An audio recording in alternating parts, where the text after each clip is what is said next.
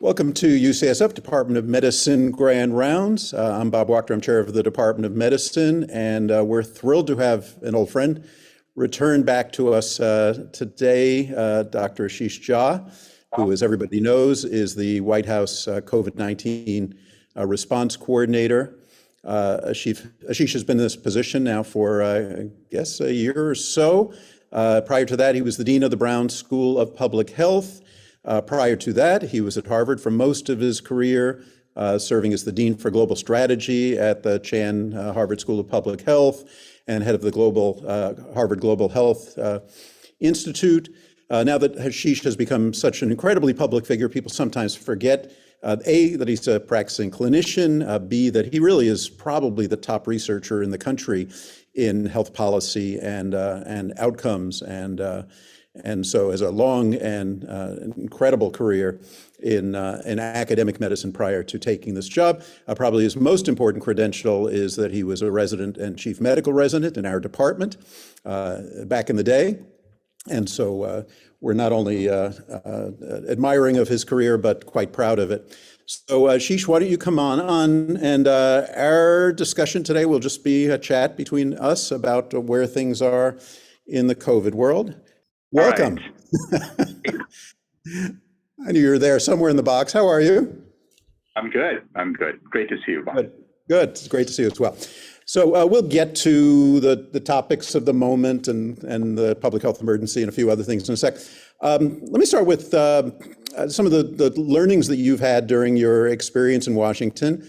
And let me start with Ron Klain, who's the person you probably, I assume, work with incredibly closely, and is responsible as chief of staff for kind of the operations meets the politics. As Ron Klain steps down, tell me what you've learned from watching him. Wow. He is probably the most impressive person I have ever worked with. He is just extraordinary. His ability to grasp complex issues, see kind of, around the corner, and on the things that I spend all my time on, right? Like COVID is a small part of his portfolio. I mean, if you think about everything the U.S. government and the administration is doing, and yet he always, and part of it is incredibly smart, part of it is he digs in deep. One of the things you come to realize is there is no substitute for engaging on substance. That is something I have learned from him, that he's very substantive. He is not one of those chiefs of staff. Again, I've never worked with another presidential chief of staff, so it's not like I have a long experience here, but he's not somebody who glosses over the content and gets immediately to the politics. He really digs in to try to understand what's going on. And I think that just makes him far more effective. And obviously, any White House is trying to balance a whole set of different priorities, right? They care about COVID. The president deeply cares about COVID. Ron cares about COVID, but they also care about climate change. They care about reproductive rights. They care about a whole set of other issues. So it's been very interesting watching him navigate and kind of keep all of those forces moving forward. And that's very impressive. And then he's just also this incredibly accessible guy, given how hard his days are. If I need 5 minutes with him, it is rare that I have to wait more than a few hours. Like I need 5 minutes with him, I can get it always get it that morning, that afternoon. That level of accessibility that everybody in the building, everybody in the West Wing has, means that we all are just so much more effective, because we're not waiting around saying, I want to do this, but I'd love Ron's input. If I want Ron's input, I have to wait like 2 hours. So that makes it super helpful. Yeah. Great. And let's stick with sort of what the lessons of your tenure. You studied the federal government and all these systems for a long time. You had some inner work with the VA, I know, prior to this role, but give us the top few lessons that you learned about how the government actually works compared to what you thought before you arrived. That's not going to take a few words, Bob, but I will say a few things. You have as much time as you want. We'll get to COVID in a second. Turns out process is incredibly important. And that is something I had underappreciated, undervalued probably even coming in, but it turns out process is important. So what do I mean by that? There are agencies, there are groups that are tasked to do certain things. There are plenty of times when I have my own views on what those things should be. And I have come to learn that it is actually incredibly important that we follow the process of who's supposed to do what. And we saw in the last administration what happens when you don't follow that process. So they're just that, so when I think about like vaccines or therapeutics and who gets to assess the safety and the efficacy, that lies squarely in the realm of the FDA. And it's really important that FDA do those things, and it's really important that they do it without, me casually saying, hey, this looks pretty good, you guys ought to approve that. Like, I don't do that, I can't do that, and it's really important. I shouldn't do that, whatever my view. So understanding who gets to play what role is very important.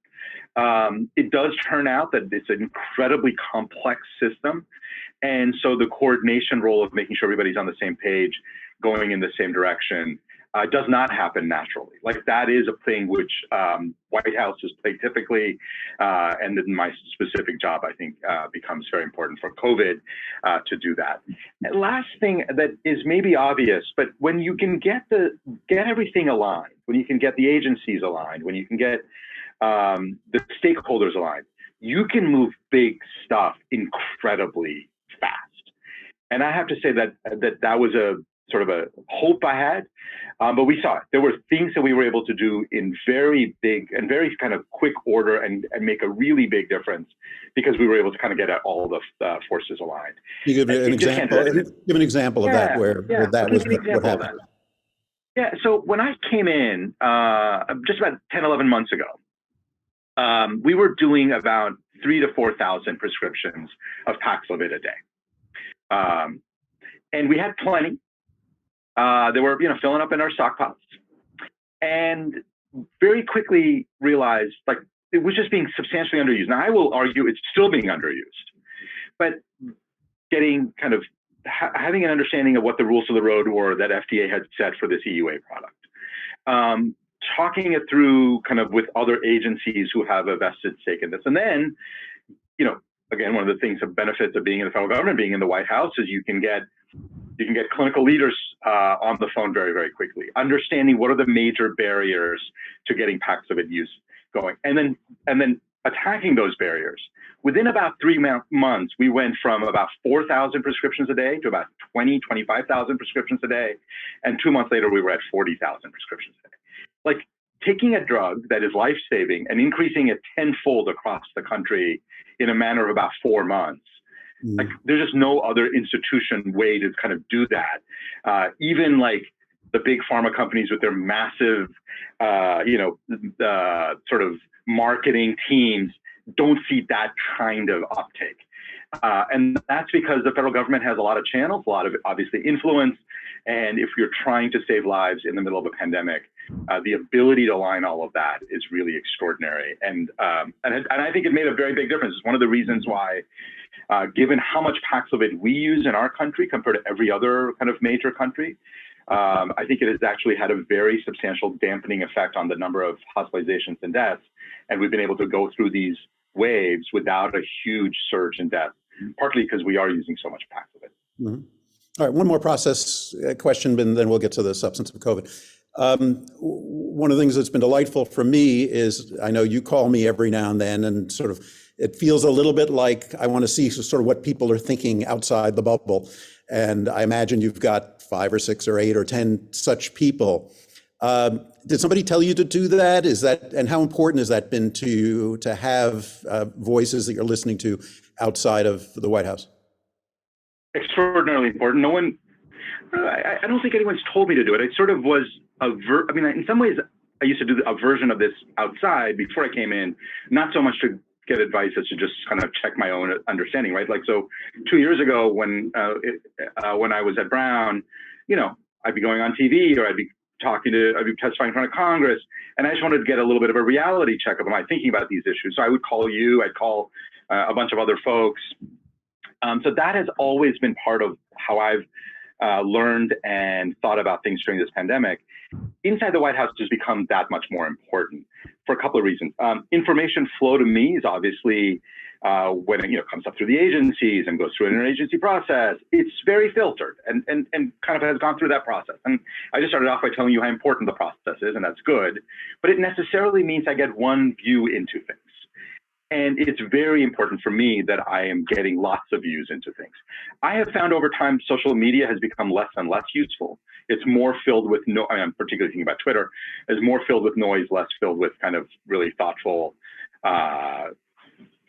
viewpoints. And so what that has meant for me is I just got to make more phone calls. And that's been fine. It's been great. So I reach out to you. There's a whole bunch of other people I reach out to. And it's incredibly helpful in kind of grounding me in reality of what's really going on. You know, I haven't seen a patient in over a year.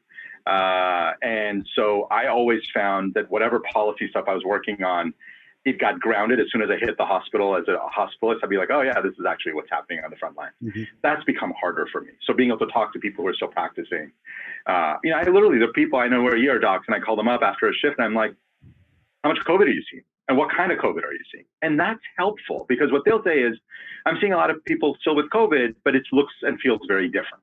And they'll explain that to me. And that helps me think about things better. That's great. I'm guessing your phone calls get returned faster too than they used to. Let's go to the public health emergency. You talked about sort of how you think and how Washington works in making a complicated decision. This was obviously a complicated decision. You knew you were going to take some heat for it in all whatever you decided in a way. Congress has a life of its own and was doing certain things, particularly in the House around it. So maybe just walk us through how you began thinking about this as an issue and then what led to the decision that you and your team announced this week. Sure.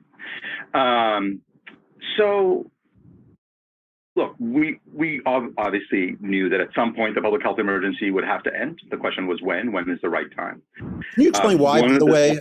One of the bits of feedback is like, why? It seems to have worked really well, and it's great that people have free vaccines and free testing, and I keep hearing it had to end, but why? Why did it have to end? Okay, good question. So first of all, the free vaccines and free treatments are not because of the public health emergency, and we can come back to talking about that. The public health emergency created a whole bunch of, we sort of talk about as flexibilities. It's just another way of saying waivers, regulations, sub-regulations, a bunch of things. And I'll give you an example, for instance. Under normal circumstances, if a hospital says, we're going to go set up beds in our parking lot and take care of Medicare patients, usually Medicare doesn't look super favorably at that, right? And they're like, okay, you really got to justify what you're doing here. Right. But in April of 2020, if you did that, or May of 2020, you did that, we wanted that to be super easy for people because you were doing it in the middle of a crisis. You needed to be able to set up those beds in a parking lot. And so that was a flexibility that Medicare gave hospitals. Mm-hmm. The question is, do we want to give that flexibility forever? So like in 2025, a hospital says we're just going to set up some beds in the parking lot, and maybe not. There is a time when you want to say, okay, that flexibility needs to go away. If you want to set up beds in a parking lot, you got to come back and justify it a little bit more than you did in the middle of the worst stage of the pandemic, right? Mm-hmm. So there's a whole lot of these, and there are literally dozens and dozens of rules on paperwork to what kinds of, how doctors and nurses can cross state lines. So those things again, the feeling inside the administration was like, those are not things we need to continue forever. There were some flexibilities that turned out to be great, like a lot of the telemedicine stuff. And nobody has any interest in going back to 2019 and undoing those. Mm-hmm. So the idea was, we want to keep some of these things, and some of these things we want to go back to normal ways of functioning. So the public health emergency had to end, but we wanted to make sure that some of the stuff got preserved. And we can talk about the free vaccines and treatments in a bit. Yep. So that's why, and the other part, by the way, also, is you can't be in an emergency state forever. Like there is something about, well, what does that even mean then? So it's 2029 and we're still in a public health emergency from COVID. Like this doesn't resonate and doesn't make any sense. So there is a bit of like, so then the question was, what's the right time? And we wanted to get through the winter. We wanted to, and we're not completely through the winter, but we wanted to make sure we didn't have a crushing surge where hospitals were setting up, those parking lot beds in the parking lots, because obviously you don't want to end a public health emergency in the middle of that. We felt pretty confident over the last couple of weeks that we had probably been through the worst. Now, again, we're still going to have some more, obviously, XBB.1.5 is still rising in some places. We may see a bump of cases in some places, but we were feeling pretty confident that the worst of this winter was behind us. And the combination of those two things, I felt for everybody here And again, this is not a decision made at the White House. The public health emergency is a decision made by the Secretary of HHS. But working with our HHS colleagues, there was broad consensus that it was time. Then people have asked, well, why not just end it today? And it's because of a whole set of reasons. The biggest one is, hospitals, health systems have come to rely on a lot of these rules. Like, there are these supervision rules that you don't have to be in the same physical building, you can do supervision remotely. Well, if we just ended that tomorrow, all of a sudden there'd be chaos across health systems. Mm-hmm. And that's why we had told health systems, we're going to give you a little bit of time so you can unwind these things, so you can kind of fix your policies. And so the idea was, we're basically giving everybody a little bit over 90 days. And that should be plenty of time for health systems to kind of go back to a more normal way of functioning. Some of the things that we want to keep for the long run, like telehealth, we actually got it through in the omnibus bill. That's going to be with us through the end of 24. Some of this stuff I'd love to see as permanent. So there's a lot of work being done inside the administration to make sure that we don't go back to 2019, that we actually take a lot of the lessons of the pandemic and make a bunch of them permanent, but some of them just need to go back to the way we used to function. And thank you, that's very helpful. And sort of where does politics fit into this? And I won't believe you if you say it doesn't fit in at all. But, as soon as you announce it, the media will sort of jump on it, and the Congress will do its thing. And it's got to be that's one of the players as you're trying to figure out how is this going to sort of play and resonate in the media, and when does it come out vis-a-vis an election, all that sort of stuff. Yeah. Well, I have been, if you've been listening to me talk, and I've been on a lot of talks throughout the fall and winter, I've sort of been telegraphing that this was likely coming. Mm-hmm. And for me, it was always I definitely wanted to get through the winter and make sure that we had gotten through the worst of the winter surge. And the exact timing, we felt like this was about the time, because again, if you think about when things peaked, they peaked about 4 weeks ago, 3-4 weeks ago, right? The hospitalizations, deaths have been climbing down for the last couple of weeks. So we wanted to make sure that wasn't just a little blip. So I actually really do think for us, most of this was driven by the data. And obviously, we talked about it and socialized it broadly within the White House with it, and again, it was a partnership with HHS, and most people felt like it was a pretty reasonable time to come out and do it. Mm-hmm. And so, I will say one thing. Everybody sort of likes to talk about what are the politics of this. When I took on this job a year ago, I met with the president, talked about this role, and I said something in passing to him about, I understand that there's always political considerations in these things. And he said, he just calls me Doc. So he goes, Doc, you think about the public health, I'll figure out the politics. Pretty good on the politics. And I was like, yes, you are, sir. You're pretty good on the politics.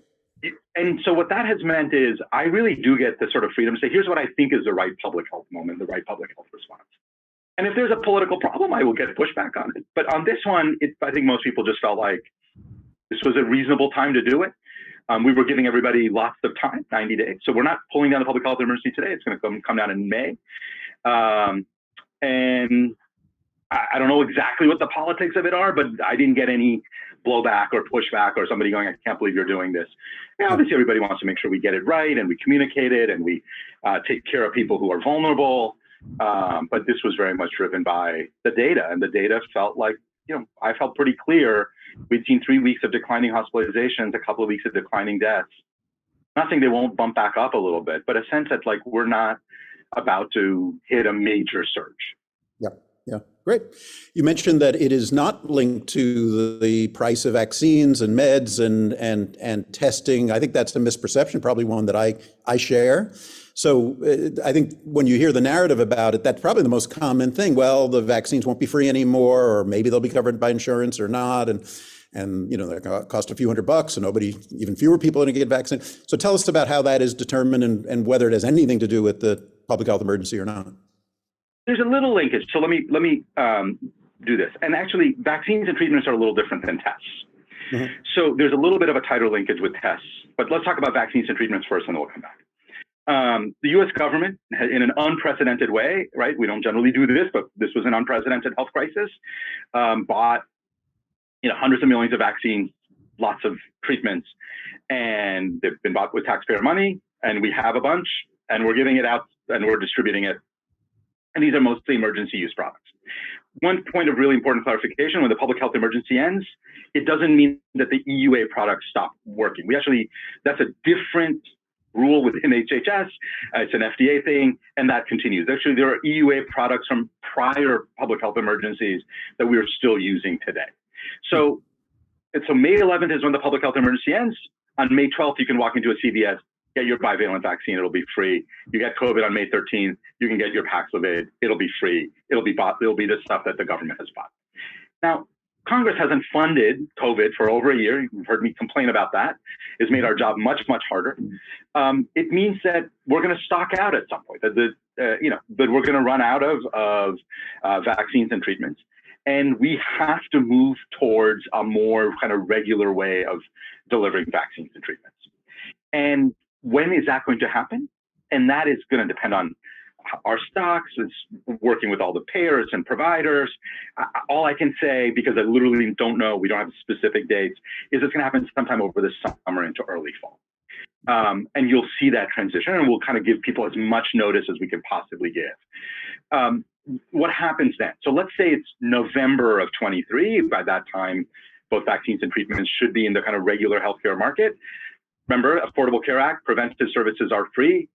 Vaccines are preventive services. Anybody with insurance, public or private, is going to get vaccines for free. I can come back and talk about the uninsured in a second.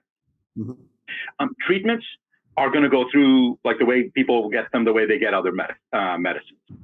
We're really committed. I'm personally super committed to making sure that there are relatively low as possible out-of-pocket costs for consumers. I think that's really, really important, and we're going to do a bunch of things to try to really limit those costs for consumers. We think that's important. And then we are creating a whole separate set of efforts for the uninsured, because the uninsured, of course, will not be able to get vaccines for free and treatments for free under the regular insurance system by definition, right? They're uninsured. And so we're working on a plan on that. But none of that needs to be implemented like next month, because first the PHE doesn't end until May, but even after that, this stuff will be available for the uninsured and for everybody else for a while. So at some point over the summer into fall, you'll see that transition. Talk about testing because it's a bit more complicated. Obviously, there are free at-home tests that we've been sending out through the USPS. We had a rule that through the public health emergency, everybody could go buy 8 tests per person per month. That does come to an end when the public health emergency ends. Mm-hmm. And I will tell you that it is my hope and that every insurance company will continue to cover COVID tests beyond that. We can't compel them, right? We could compel them during a public health emergency, but we can't compel them. But these are relatively small costs. I think it's really important for people to be able to access COVID tests. So there's a lot of work going there, but my very strong hope, it's the right thing to do, that insurance companies will just continue covering it. And so people will continue to have access. But there's a lot of work to be done to make sure that happens. Last point on testing, and then I'll... Yeah, go ahead. Go ahead. No, I'm sorry. No, I actually, just your ability to use sort of the bully pulpit you mentioned, we want the cost to the consumer of Paxlovid, for example, not to all of a sudden get jacked up to something that's unaffordable. And sort of a similar thing about the testing after the PHE ends. What levers do you have other than just, you're a very persuasive guy, but what levers do you have to make Aetna do something or to make Pfizer do something? You don't think my charm alone will do it, huh? I think it probably gets you 80% of the way there. Look, we're really exploring a lot of that. Like there is obviously there are kind of generally levers, but I think like PHE for testing was very clear. We could put in a rule and people would just do that. So this is one where it's going to be working with insurance companies, working with payers, providers, reminding people that for the last 2 years, the U.S. government has paid for all of this with taxpayer money. Mm-hmm. And that has been a boon for insurance companies that haven't had to pay for any of this stuff. Mm-hmm. And it's also about talking to the manufacturers about prices. So there's just a lot of work ahead. But let me just be very clear that we're very committed to making sure that when it comes for consumers, the costs are low. And that is the goal, that is the value, and there's a lot of work we're going to do to try to make that happen. Great. Let's get to some of the more clinical aspects. Vaccine booster policy. You had sort of begun moving toward this idea of your yearly COVID shot, and in some ways that got solidified recently. Fair amount of pushback about that is, does it really work? Does everybody need it every year? And on the other hand, do some people need it more often? And is this a one size fits all that really isn't the right analogy? Because flu, we give it once a year, but you only have to cover people for a seasonal virus, which this pretty much is not yet. So tell us how you thought through that and whether you think we've gotten it right. And maybe at the individual level, okay, maybe at a public health, we want to tell people you get it once a year, but for me, I'm an old guy. Should I go ahead and get it twice a year? Good question. So first of all, and again, going back to process, this really is an FDA-driven decision, right? And FDA and their experts and their advisors kind of make that call. I have thought, and I had said this starting in September, that for a majority of Americans, the idea of getting one once a year made a lot of sense. What we see, if you just look at the data, is obviously you see a waning of protection against infection sooner than that. But you do see, and there's a lot of good data, that you see a waning against serious illness once you get 6-9 months, especially for older people who don't get the same robust response. But even for others, you see some waning of protection against serious illness once you get more than 9 or 10 months out. So I think the idea of an annual makes sense for the average 50-year-old. I know you just turned 50, or 40. 15 years ago, but yeah, I still remember that when I did. Thanks. So for the average 50 or 45, 50-year-old, I don't know, like that seems pretty reasonable. My parents are, like my mom's in her late 70s, dad's in his early 80s. Once a year is, at least based on kind of my guess, I think it's unlikely to be adequate, unlikely to be enough for them. Because A, they don't get the same T cell response and B cell response that a younger person does. And B, even just an infection is a much bigger deal for them, right? Because of all the other issues. Last year, FDA authorized a second booster for people who are older in March based on data. Are they going to do that this year? As an honest, I don't know. We haven't seen any data. I haven't seen any data yet on a second bivalent booster for high-risk people. If that data emerges, and there are people who are looking at that, again, Israel's done a lot of this work, but other places, people in the US, I think if data emerges that a second bivalent booster is useful, helpful for older Americans, I can absolutely imagine FDA authorizing that.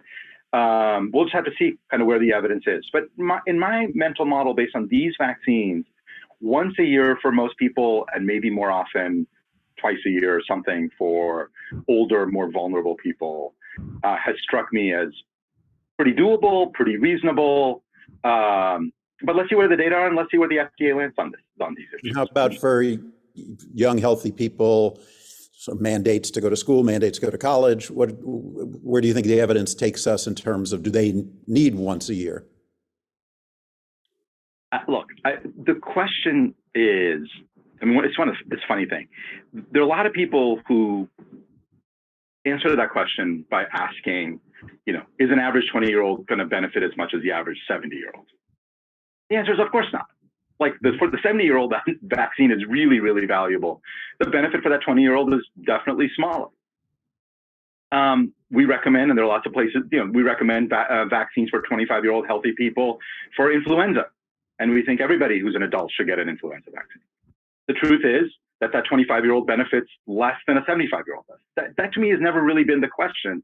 And clinically, it also doesn't make sense. Like when I'm in the hospital and trying to decide, should patient A get a treatment? I don't think, well, would they benefit as much as another patient down the hall? Unless you have short supply, which we don't. You ask, are the benefits worth the risks? So if you then flip the question to, and I'll give you a specific example. I have a 22-year-old nephew. And in October, he called me up and said, should I get a bivalent vaccine? And I said, I think you should. Now, why? Is there a benefit? Yeah, there's a benefit for him. It's small. It's not huge. It's not like, oh my God, you have to get it today, otherwise you're going to die, right? It's not that.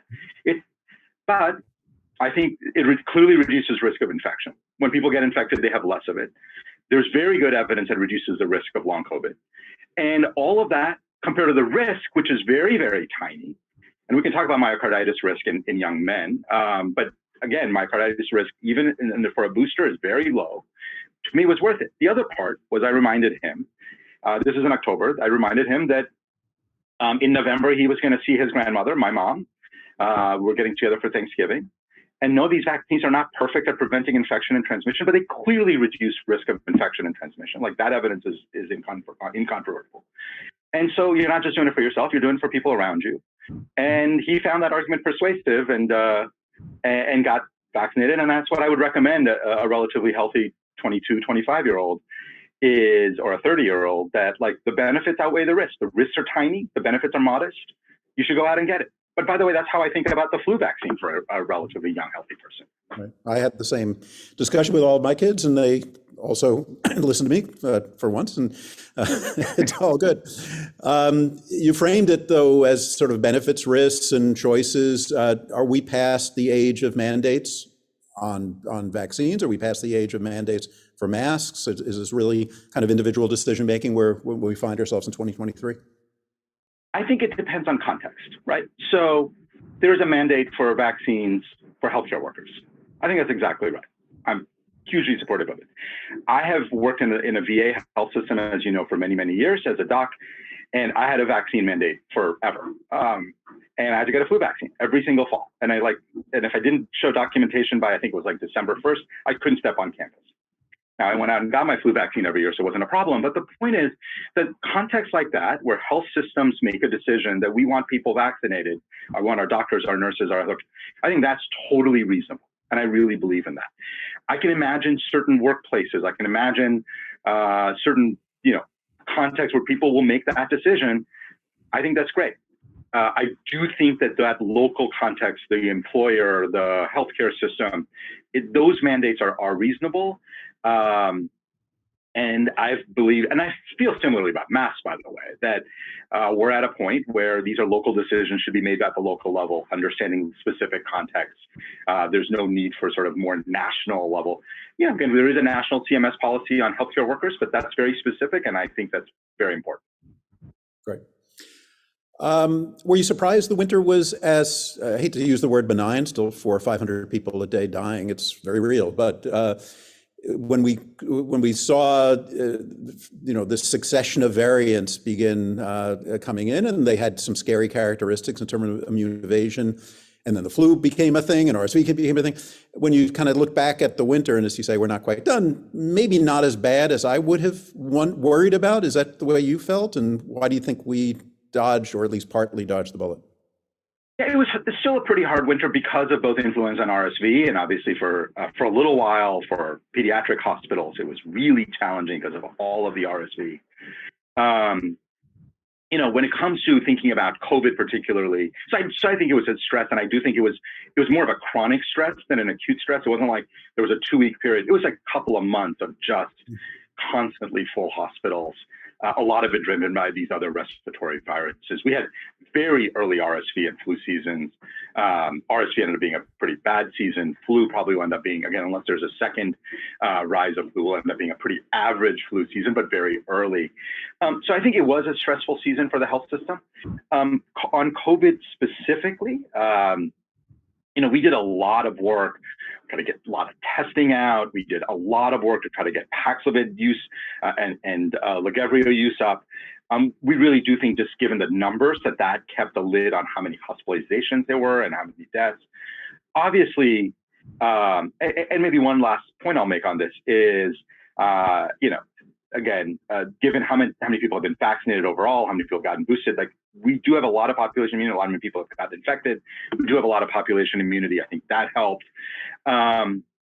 If you look at the level of infection that we went through this winter, it was about the same or maybe a little worse than the winter of 2020, like the horrible winter at the end of the Trump administration before President Biden came in. But obviously far fewer hospitalizations and deaths. And I think it's a combination of population immunity, vaccinations, and a lot of use of therapeutics. I think, I don't know what it foretells for the future. We've got to keep a really close eye on things. Obviously, we hope that the future will continue to not have major surges, but the virus has continued to evolve, and the virus does what it does, and our job is sort of try to be as prepared as possible. One last point it does look like we kind of peaked at about 475 deaths a day, maybe a little under 500. Still a lot of people getting very sick and dying of COVID. Yeah. And almost all of those people are people who are either under-vaccinated or certainly did not get treated. And that combination continues to bother me a lot. I think it's just we've got to continue plugging away at getting people up to date on their vaccines and making sure that they get treated when they have infections.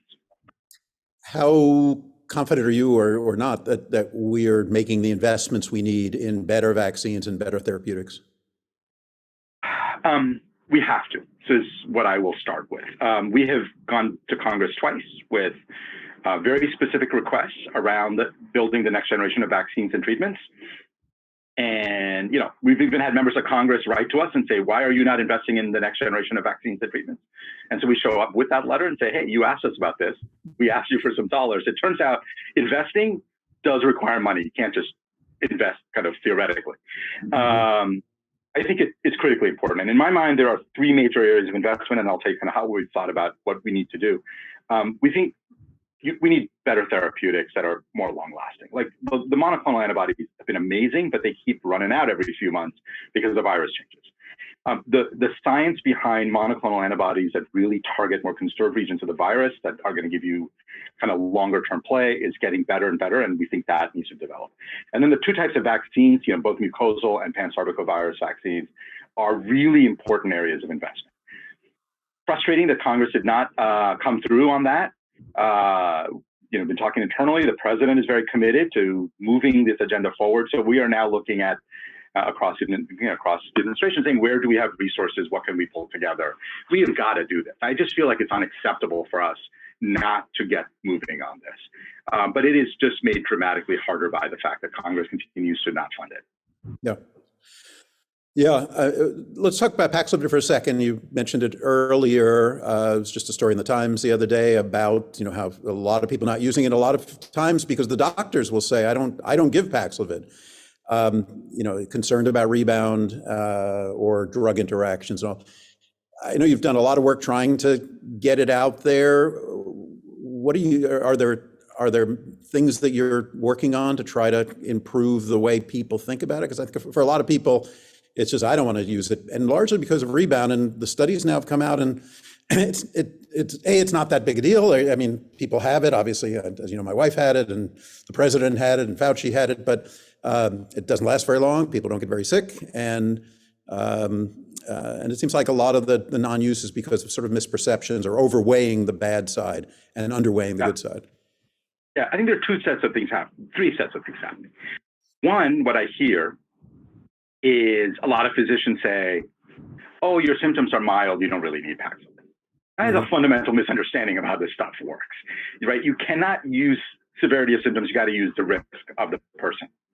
And, and I've seen this happen over and over again, and it's a huge problem because what happens in those cases, you have an elderly person, they don't get the Paxlovid because their symptoms are mild, and then by the time their symptoms get really severe, they're day 5, day 6, and they're out of the window. And you miss the opportunity to really make a difference. So one is continue to hammer in to physicians that it is all about risk. It is not about the severity of the symptoms. We've been working with all the major medical societies. They have been sending stuff out. We are working with we're trying to kind of push on that as much as possible to get the word out that stop thinking about the severity of the symptoms, start thinking about the risk of the patient. On the issue of rebound, this again, and I can't help but feel like social media amplifies this. If you, for a little while, I don't know, for about 3 months on Twitter, if you looked at what was the rebound rate, it was like 98%. Because everybody was getting rebound. And that's because everybody who had rebound decided that the most important thing they could do when they were isolating again is to go on Twitter and say, I have rebound. And so it felt like everybody had rebound. Turned out most people didn't get rebound, and they weren't tweeting. They were back at work or at school or living their lives, but the people who had rebound had time to tweet about it. So that was a problem. The data from Eric Topol on this is really good, and one of the sort of a few really well done studies, and they find about 14% of people who got Paxlovid got rebound. About 9% of people who didn't get Paxlovid got rebound. That difference wasn't even not actually even statistically significant, but even if it was, it's a small difference. Lots of people get rebound when they don't have Paxlovid. It's just the nature of the virus. And we've got to try to remind people that A, it's not that frequent, but B, most importantly, when people get rebound, they don't end up in the hospital, right? Like it's inconvenient. If the goal is to prevent serious illness, you got to do that. And then the third part, which we have worked on and continues to be a problem, is for some number of physicians, is this whole drug-drug interaction. Because the list of drugs is long. Now, the IDSA has done a great job of putting out like what drugs really matter. By the way, we do this all the time clinically, right? Like if you look at drug-drug interactions, you'll often have for a drug like 40 drug interactions. But we all know that there are only 2 or 3 that matter, or 4 that matter. Physicians just haven't had enough experience with Paxlovid to understand that. So we've been encouraging people, don't figure it out on your own. Like turn to a great place like the IDSA. They've made it really easy with kind of the nation's best experts.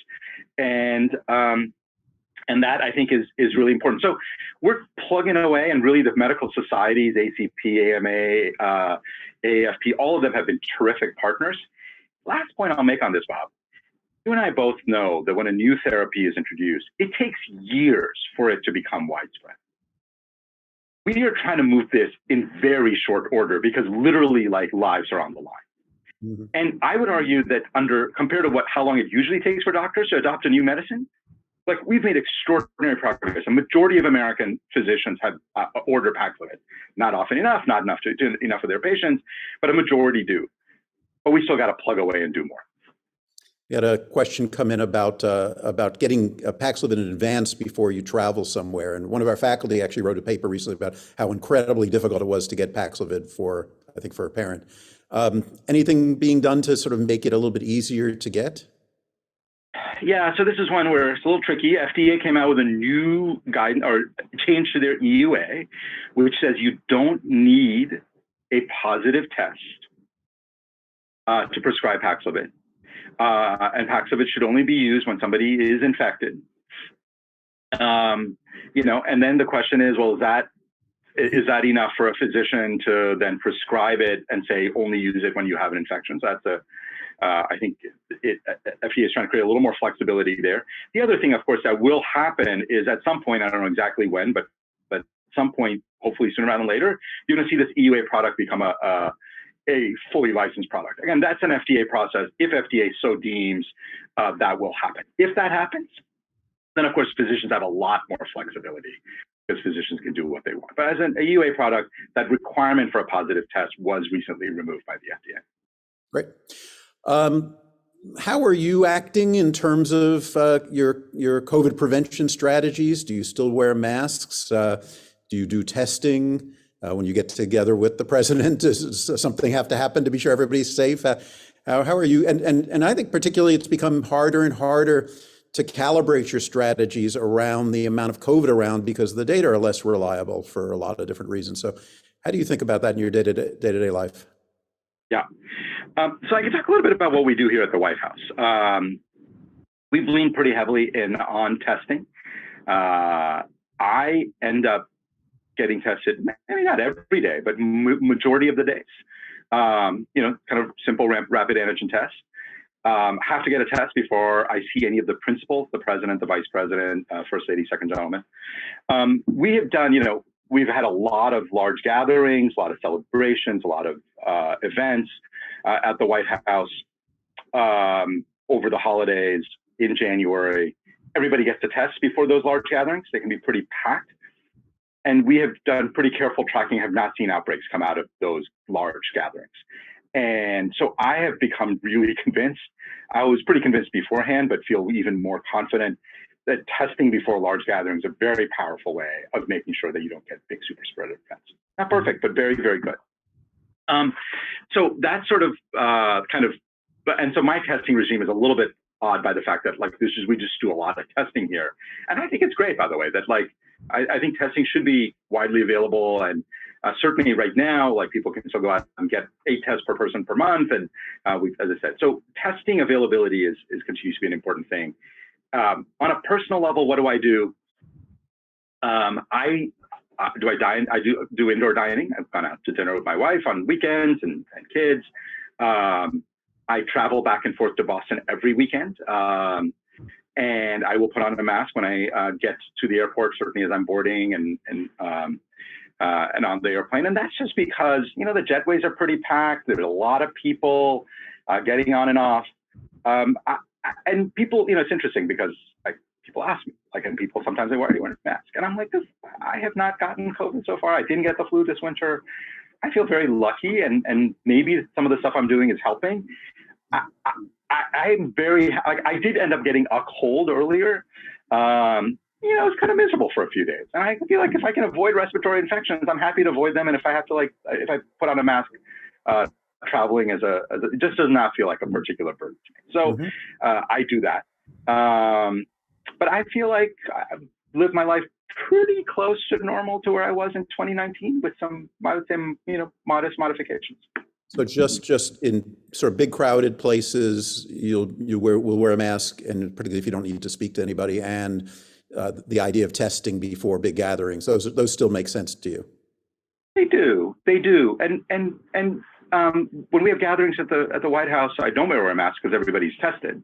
But if I'm in a crowded indoor space outside, yeah, I will. And again, it's just trying to keep, especially this winter where there was so much flu, RSV, and COVID, trying to just reduce my risk of getting it.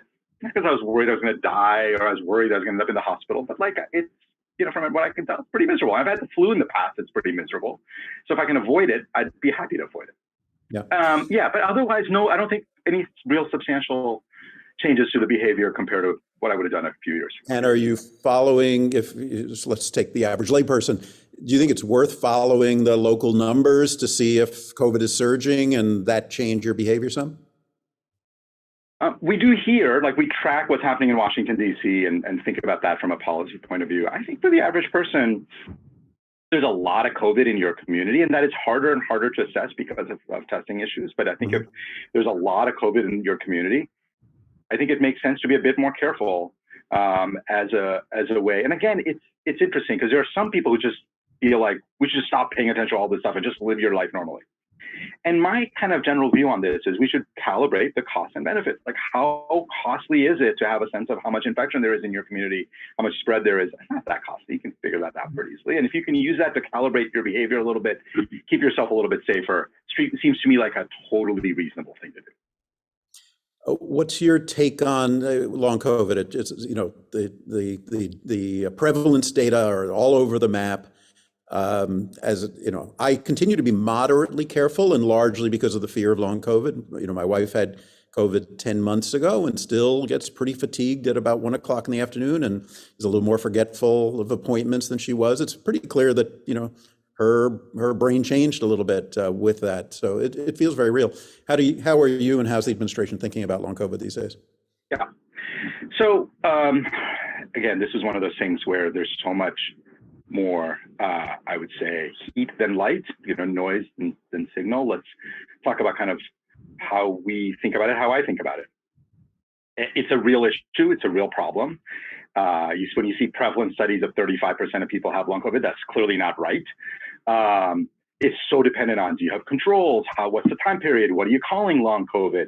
You know, and again, we don't have good precise data. And partly also the issue is we don't have good precise definitions. So let me kind of talk about how I think about this. If you think of long COVID as real persistent symptoms and things that affect your function many months out, it's in the single digits in terms of proportion of people who have it. Still a lot of folks, single digit percentages, just to be very clear, not single digits. Yeah. Right. So relatively small percentage of people, but it's real. We have very good data. I would argue that the more up to date you are on your vaccines, the lower your risk. Doesn't go to zero, but it clearly drives it lower. Suggestive data, and we'll have better data in the upcoming months, that therapies can reduce your risk. Again, very observational, very suggestive. I wouldn't bank on it, but also clinically makes some sense that if you think about the mechanisms by which long COVID likely happens, less virus in your blood, shorter period of time, probably better. Go ahead. Were you going to say something on that? No, I was just in terms of how to how to think about it, it isn't one condition, right? So clearly for some people, and again, this is kind of how NIH has thought about this in terms of its RECOVER study. For some people, it's probably persistent virus or persistent antigen. For some people, it's clearly immune dysfunction, that they got the virus and then the immunologic response has become dysfunctional. For some people, it's clearly tissue damage, that they had the initial infection, and whether it was neurologic effects or cardiovascular effects or pulmonary effects, that those are persisting. If you think it's those different things, they have very different strategies for treatment. So we're also going to see over the next couple of months a lot more treatment trials getting going. Some of it will be to try to deal with viral stuff. Some of it is going to be immunomodulators. Some of it is going to be about reconditioning. It is a very heterogeneous set of conditions that we call long COVID. And we're going to have to really continue to do the hard work of separating those out and then going after it based on what we think the underlying pathophysiology is. I think you're just going to see a lot of work on this. There's a big investment on this. We think Congress should continue to invest more in this area. Certainly have lots of members of Congress who are very supportive of that. But this is one where I think research is going to help a lot. And you're going to see a lot of trials around long COVID in the upcoming weeks and months really getting going. You're probably the person in the world outside of China best positioned to answer this. But what's going on in China right now? Hard to tell for sure, right? Because the data has been less than forthcoming, and that's been frustrating to us. Very clear that their infection started rising in November, and they clearly saw a big increase that started in November. I think there's lots of different reports of when things peaked. It clearly didn't peak at a single moment. Probably Beijing earlier, Shanghai, other places a bit later. There are probably still some regions and places in China where infection numbers are still rising. But it does seem like the first wave has clearly peaked and is coming down. It's been very hard to get numbers on hospitalizations and deaths, but we think the toll has been probably quite substantial. But it's been frustrating, and you've heard the WHO say this, and we've said this, that there isn't any other major country that has not shared data on basic epidemiology of what's going on. And we can all talk about under testing leading to not great case ascertainment. That's a different problem. But if you want to know how many people are dying of COVID in Germany or Taiwan or Hong Kong or Singapore today, you can't. There are lots of good data sources. If you want to know how many people are dying of COVID in China today, it's really, really hard to assess. So there's no question tens and tens of thousands, maybe hundreds of thousands of people have gotten extremely sick or died already, but the exact estimates are hard to assess. I think the big question that is in front of us is sort of thinking about what happens next. Does China, see as Lunar Year, New Year ends, people come back from the rural areas? Are we going to see another wave? So far, they have not shared all the genomics, the same level of genomic sequencing, but they've started sharing some. It looks like kind of run-of-the-mill BA5, BF7, but is China going to be committed to continue to share that data? And can they share it at a level that other major countries do? So all of our assessments of China are just much more limited because of the lack of transparency. I think it's really important for the Chinese government to be a bit more transparent, and the way every other major country is. Mm-hmm. Yeah. Spend the last few minutes talking about information flow and sort of lessons learned. There's a question from your old friend, Dean Schillinger, who says, hi. You described the lifting of the public health emergency mostly as triggering a bunch of regulations and waivers. How do you ensure that the public doesn't interpret this as the end of COVID and that it no longer being a threat? Yeah, and let me be very clear on that. And thank you, Dean, for that very good question. This is really important, and let me say two or three things about it. I mean, first of all, a lot of people said, well, how can you end the emergency if 400 or 500 people are still dying every day? Let's be very clear. COVID is still a major burden for public health in America. And the emergency phase where you're worried about, again, think about what constitutes an emergency. It's got to be a big problem. And there's got to be a different sense of urgency of, could things get dramatically worse? We need different powers. I think that part is shifting. Still a major problem. We're going to have to continue to plug away at it. So communicating that ending the emergency is not the same thing as saying it is no longer a problem, right? I would argue tobacco is a major public health problem in America. If you kind of believe the numbers, 400,000 or 500,000 people die of tobacco-related diseases. That's 1,000, 1,500 a day. I would not say tobacco is an emergency. I would say tobacco is a major public health problem. and COVID is clearly shifting towards that, though. Look, it's an infectious disease, and we can see emergence of new things, and we have to track it. Communicating that is very important. The one other thing I'll say about this to Dean's question is when you're sitting inside the administration, it's very easy to think about, okay, what are all the policy issues, and how do we get the CMS waivers done, and how do we communicate? And it is at times easy to forget that, like in the outside world, people are not thinking about 1115 waivers and what does this mean for the PrEP Act. Most Americans are thinking, well, what does this mean for me and my family and my health? And so one of the reasons I enjoy coming on and spending time with you, Bob, and talking to other people is that that reality kind of resetting of, you may be worried about what does this mean for the PrEP Act and how are we going to make sure that liabilities are dealt with. Most Americans are thinking about, if I get sick, will I still get taxed? And how do I manage my life? And so we got to be able to do both. Coming to the end, I was asked by a reporter the other day sort of how well prepared we are for the next one. And my comment was, I think we're probably in worse shape than we were before this one. And the reason is we've learned a ton and we're probably better at a bunch of stuff, but so are the purveyors of misinformation. And I think on this one, we had sort of a 6-month grace period where everybody said, all right, I'm scared out of my wits. If we need restrictions, if we need to shut down, if we need, there were debates, but people kind of said, okay, it feels like with the next one, there's going to be a button, a misinformation button and a libertarian button that gets pushed on day one and fights anything that the public health community is trying to do to mitigate the harm. That's my sort of glass is less than half full theory. What do you say when you think about the next one? I think my view is it's glass more than half full, and let me make the case. Again, and not to be Pollyanna, or not to be sort of rose-colored glasses on this, obviously there's a lot of work, and we've got a lot of work to do. But there were some major problems in our ability to do testing and surveillance. We have made real progress. I mean, wastewater surveillance, which did not really exist in any significant way, is now almost national, and it will get national over time. Huge tool that's gonna, and I will come to your question of trust and misinformation in a second. So there's a bunch of stuff that we have learned. Now, there's a long history in pandemics of forgetting lessons soon after you learn them. Mm-hmm. So I am not suggesting that these lessons are now etched into the brains of the government or the agencies or the American people. We have got to make sure that these things stick. So that's important work.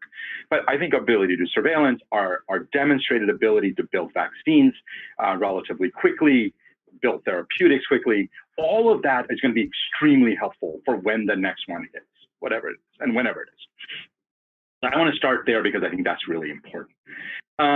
There is no question that we find ourselves in a place where misinformation has really taken off. And misinformation comes in a variety of different kind of flavors, right? And so yes, there's the anti-public health restrictions. I think the public health community and all of us have to do work to rebuild trust, and to make sure we understand what is driving it. I mean, look, there's a small number of people who just for them spreading misinformation, undermining vaccine confidence, it's a business. They make a lot of money out of it. They've got all the incentives for it. They've got their large Substack. I get that. That group, you're not going to persuade. But there are a lot of other people who have lost faith because they feel like the schools were shut down too long. They were in lots of places. Who feel like we didn't quite get the balance right of, we had certain things going, but people couldn't attend funerals of family members. Like, there's a lot of work to do to both understand what happened, to rebuild that trust, and I think the public health community has to do that with humility. I'm committed to doing that, certainly as a public health person, but I think we as a community have to do that. We do need strategies for how to counter that misinformation. To me, the best strategy is to flood the zone with good information. I find sitting here, I see things happen, then I see the misinformation has come in and kind of undermine confidence. And I realize that we've got to move faster. We've got to get good information out to people. Most people just care about getting the information right to protect their families and their friends and their loved ones. It is up to us to get that information out quickly and effectively. It's going to be really hard work. I'm hopeful that we're heading towards that, Bob, but it's not going to be easy. And I don't want to be overly optimistic, but I feel like we know how to get this out. Right.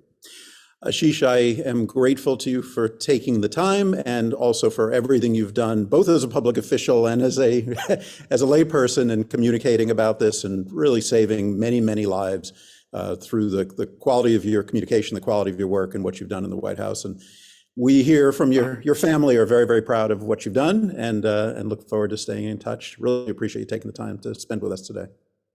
It was my pleasure. I'm always proud to be a UCSFer, and I'm grateful for the opportunity to come back. Take good care. Thanks. Be well. For those interested in CME, stay on. The link is in the chat and also will show up on the screen. Next week, we're going to talk about artificial intelligence and ChatGPT and whether we're all going to have jobs in 20 years. Should be fascinating. Until then, stay well, and I look forward to seeing you next week. Thanks so much.